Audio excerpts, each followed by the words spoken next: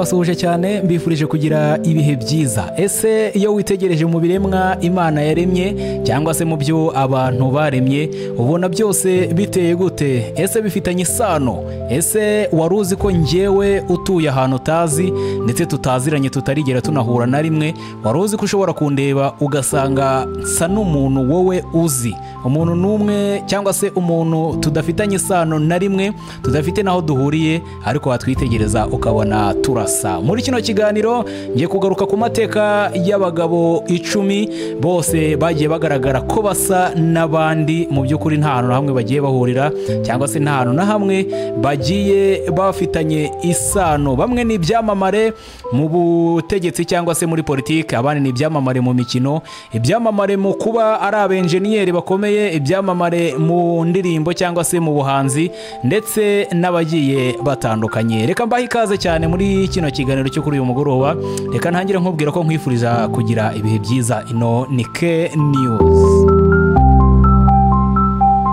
Reka mere ku mutegetsi w'umurundi witwa Alain Guillaume Bunyoni. Uyu numwe mu bafite amateka ahambaye cyane. Yavukiye muri komine ya Kanyosha mu ntara ya Bujumbura, ni mu gihugu cy'u Burundi ku itariki 23 z'ukwezi kwa 4 mu 1972. Uyu mugabo iyo mwitegereje ubona asa n'umuhanzi nyarwanda witwa Theo bose babireba cyangwa se Theogene Uwiringiyimana. Iyo bitegereje mu mafoto ubona bombi benda gusa, nyamara umwe n'umurundi undi ni umunyarwanda. Ese hari aho baba bahuriye cyangwa se hari isano baba bafitanye? Igisubizo ni hoya. Uwitwa Alain Guillaume uyu Bunyoni yize muri kaminuza y'i Burundi, kaminuza nkuru y'i Burundi, maze agaragara ku rutonde rw'abarangije mu 1994. Ariko uyu mugabo yagiye mu mirimo myinshi ya politike, aho ubwo yaravuye mu ntambara y'ubushyamirane yabaye mu Burundi hakurikiyeho ibibazo byinshi nyuma yo kwicwa kwa Perezida Melchior Ndadaye. Yabaye umuyobozi mukuru w'igipolisi no mu nzego z'umutekano, aho yabaye Chief of Police mu gihugu cy'u Burundi kuva 2005 kugeza mu 2007. Yabaye Minisitiri w'umutekano w'imbere mu gihugu cyangwa se Minister of Interior Security kuva mu 2015 kugeza mu 2020. Ku itariki ya 24 Kamena mu 2020 yatorewe kuba Minisitiri w'intebe cyangwa se Prime Minister mu gihugu cy'u Burundi. Akaba ari umuntu wabaye muri iyo myanya kuva mu myaka 22 ishize. Uyu mugabo nk'umuntu waje mu buyobozi bw'igihugu mu bihe bikomeye, yagize uruhare mu kugarura cyangwa se mu guhererekanya ubutegetsi mu buryo bwo hanze y'abantu bazwi cyane, ariko kandi hari n'ibibazo n'imbogamizi yagiye ahura nabyo. Mu 2023 yafashwe azira gukora igitero cyo gukuraho ubutegetsi cyangwa se guhirika ubutegetsi, guhindura uburyo bw'imiyoborere, ndetse no kuba yaragize uruhare mu guhungabanya umutekano w'igihugu. Mu 2023 urukiko rwa Repubulika y'u Burundi rwatangaje ko ashobora guhabwa igihano cya burundu cyangwa se gufungwa burundu. Ni Alain Guillaume Bunyoni. Uyu mugabo akaba asa n'undi witwa Theo bose babireba. Uyu witegereje amafoto, Theo we ni muntu ki? Theo yavutse mu 1981, avukira mu gihugu cy'u Rwanda, akoresha izina rye mu muziki nka Theo bose babireba, ariko ubusanzwe yitwa Theogene Uwiringiyimana. Uyu mugabo yaziye mu nzira z'umuziki zigiye zikomeye. Yatangiye kuririmba mu rusengero mu gihe yarakiri umwana muto. Umuziki we wamamaye cyane mu ndirimbo nka bose babireba, ari naryo zina ryagiye rimukurikirana cyane mu bikorwa bye by'ubuhanzi. Yanditse kandi indirimbo zitandukanye zifite umutumwa bw'ihumure, kwizera, ndetse n'umutima wo guhangana n'ibigeragezo. Mu mbogamizi Theo bose babireba yagiye ahura nazo, mu nkuru zimwe hagenda havugwa ko yagiye agira mu bihe bikomeye kuba yarahanishijwe kuba atakiri mu itorero rya ADPR igihe kimwe kubera amakuru y'ibyamuvugwagaho. hari amakuru avuga ko umugore we yararwariye mu bitaro by'igihe kirekire akaba akeneye ubufasha kugeza kano kanya. Uwo ni Theo bose babireba avuga ko umuhanzi afite uruhare mu gukomeza ubutumwa bw'isana mitima mu Rwanda. Cyane cyane Theo abantu benshi baramuzi, abantu benshi bamwifuriza no kuba yagira uburame. Yagize uruhare rukomeye cyane mu kogeza ubutumwa abicishije mu ndirimbo. Uyu mugabo witwa Theo Uwiringiyimana avuka mu Rwanda. Alegleme Bunyoni avuka mu gihugu cy'u Burundi, ariko ibitegereje mu mafoto urabona ko basa neza nk'intobo. Reka dukomereze ku bandi bagabo basa ntacyo bapfana. Uwahoze ari perezida w'igihugu cya Senegal bamwita perezida Macky Sall, yavukiye mu mujyi wa Fatick mu ntara ya Fatick muri Senegal. Yavutse ku itariki ya 11 Ukuboza mu 1961. Uyu mugabo asa n'undi wavutse cyangwa se wakuriye mu karere k'ibiyaga bigari, uwo bita Dr Apotre Paul Gitwaza. Ese bano bantu ni bombi bafite icyo bahuriye? Ese hari aho baba bafitanye isano cyangwa se baba banaziranye, dore ko witegereje mu mafoto ubona ko benda gusa. Uwitwa perezida Macky Sall nakubwira ko ari umunya Senegal cyangwa se wavukiye muri Senegal. Uyu mugabo cyangwa se wahoze ari perezida yize mu by'ubumenyi bw'isi no mu mikirize cyangwa se geographical engineering, hanyuma yabyize muri university cyangwa se université Cheikh Anta Diop ya Dakar, ndetse no mu ishuri ry'ubushakashatsi mu bucukumbuzi. Uyu mugabo yakuze mu muryango ufite ubushobozi buciriritse kandi yakuriye mu byo ababyeyi be bakoraga. Umubyeyi we ababyeyi be bakuriye babaga mu ntara ya Fatick. Inzira ye mu bijyanye na politiki yinjiye mu bihumbi 2000 nibwo yarinjiye muri politiki, yinjira ari special advisor mu birebana n'ingufu n'ubucukuzi bw'amabuye y'agaciro ku mugabane wa Afurika mu gihugu cya Senegal. Yagiye mu nzego za leta, aba minisitiri w'ubucukuzi, ingufu ndetse n'amazi, aba minisitiri w'ubutegetsi bw'imijyi n'ubutegetsi buciriritse, yabaye minisitiri w'intebe wa Senegal kuva muri Mata muri 2004 kugeza muri Kamena 2007. Yabaye perezida w'inteko ishinga amategeko muri Senegal kuva muri 2007 ageza muri 2008. Hanyuma mu mwaka 2008 kugeza 2009 yashinze ishyaka ryitwa Alliance pour la République cyangwa se APL, asohoka mu ishyaka ryariho mbere ye ryitwaga PSD cyangwa se Parti Démocratique Sénégalais. Yatorewe kuba perezida wa Repubulika ya Senegal ku itariki 25 Werurwe mu 2012, anatangira urubanza ku ya 2 Mata 2012 nibwo yatangiye kuyobora kino gihugu. Yongeye gutsindira manda ya kabiri mu 2019. Uyu mugabo imbogamizi yagize ku butegetsi bwe mu gihe cye cya kabiri habaye impungenge mu bijyanye n'ubwisanzure bwa politike, ukugira uruhare kw'abatavuga rumwe n'ubutegetsi, hamwe n'ibibazo byo gushyiraho amategeko agabanya imikoreshereze ya demokarasi. Hari ibyavuzwe mu bijyanye n'umwenda w'igihugu cyangwa se icyo bita public debt n'imicungire y'imari. Ibyo byose n'ibizazane yagiye ahura nabyo. Perezida Macky Sall, uyu mugabo iyo umwitegereje mu mafoto ye ubona asa neza na Apotre Paul Gitwaza. Ese uyu we baba bafitanye isano? Apotre Paul Gitwaza cyangwa se Dr yavutse ku itariki 15 Kanama mu 1971, avukira mu mujyi wa Uvira mu ntara ya Kavimvira muri Repubulika iharanira demokarasi ya Kongo. Yavukiye mu karere ka Bijomba muri Kivu y'Amajyepfo, aho umuryango we wari wizeye Imana kandi ababyeyi be bakoraga umurimo w'iyobokamana.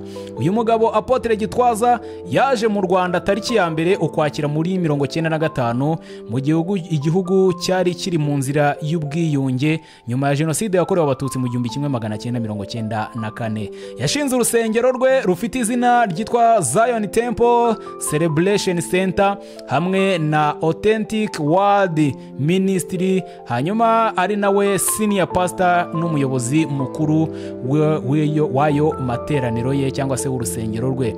Ibikorwa by'ingenzi uyu mugabo yagiye akora Dr Apotre Gitwaza, yabaye umuyobozi w'ishyaka ry'amatorero menshi mu Rwanda nk'umuyobozi wa AWM cyangwa se ZTCC kimwe n'imiryango myinshi y'iyobokamana. Yashinzwe kandi inama mpuzamahanga yitwa Africa Haguruka Conference izwiho nka Africa Arise and Shine, igamije gukangurira Afurika kuzamuka mu buryo bw'umwuka, imitegekere ndetse n'iterambere. Umuryango n'ubuzima bwe bwite akorana n'umugore we witwa Angelique Gitwaza kandi bafitanye abana 3. Abagabo bombi iyo bitegereje, Dr Apotre Gitwaza cyangwa se Apotre Dr Paul Gitwaza ndetse na perezida wahoze ayobora igihugu cya Senegal bamwita perezida Macky Sall, ubona basa neza nk'intobo. Reka dukomereze ku byamamare mu bijyanye n'umupira w'amaguru. Joao Felix Sekeila, uyu musore yumwitegereje neza ubona asa n'umunyabrazil witwa Ricardo Kaka. Uyu witwa Joao Felix amavuna amavuko ye yavukiye mu gihugu cya Portugal, avuka ku itariki ya 10 Ugushyingo mu 1999, avuka ahitwa Ivesu mu gihugu cya Portugal, afite uburebure bwa metero na santimetero 81. Yatangiye mu makipe y'abatoya aho yatangiye muri 2007 ndetse na 2008, nyuma yaje kuba yerekeza mu ikipe ya Porto FC Porto mu gihe gito 2008 kugeza 2015. Nyuma yaje kwerekeza mu ikipe ya Benfica ndetse aza kuba ayikinamo mu batoya. Mu mwaka wa 2018 yamenyekanye cyane muri Benfica aho yatsinze ibitego byinshi mu gihe yarakiri mutoya.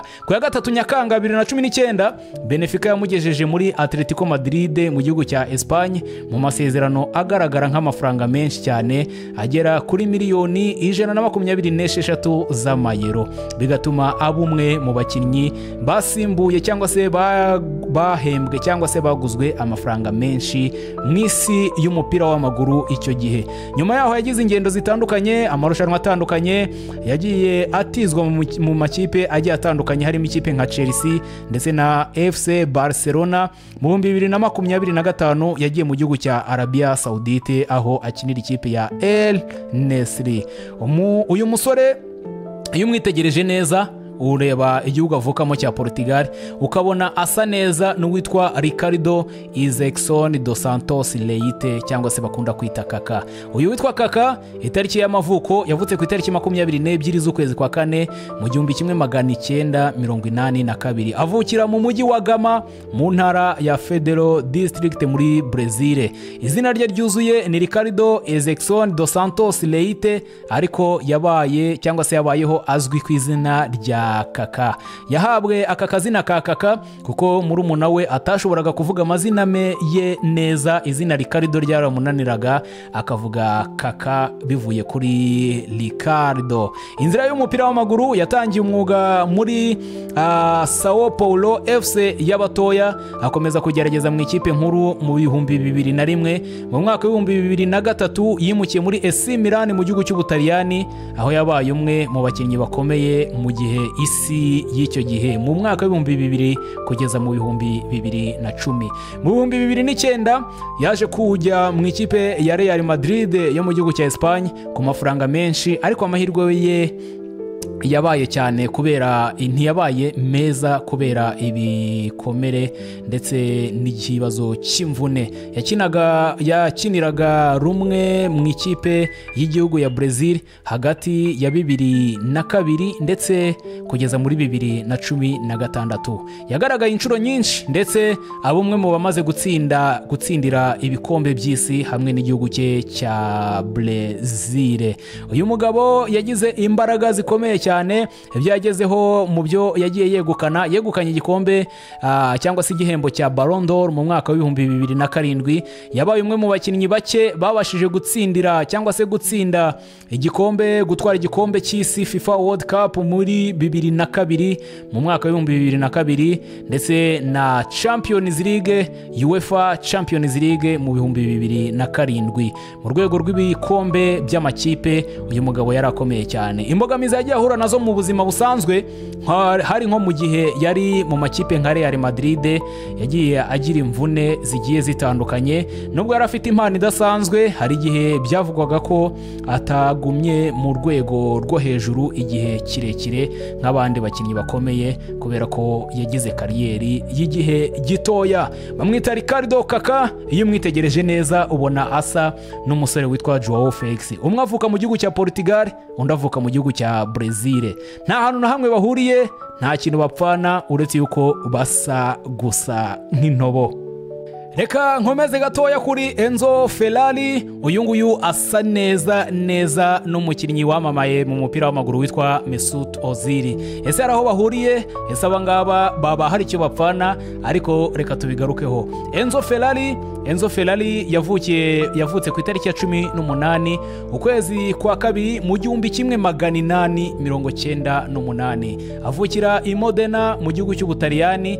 Yari umwana wa Alfredo Ferrari ndetse na Adagrisa Bisibini. Akaba yarakuze mu muryango w'abanyamideri bakazi. Uyu mugabo yatangiye gukunda imideri n'imodoka akiri mutoya, ndetse yitabira amarushanwa ya moteri ku mwaka w'1920.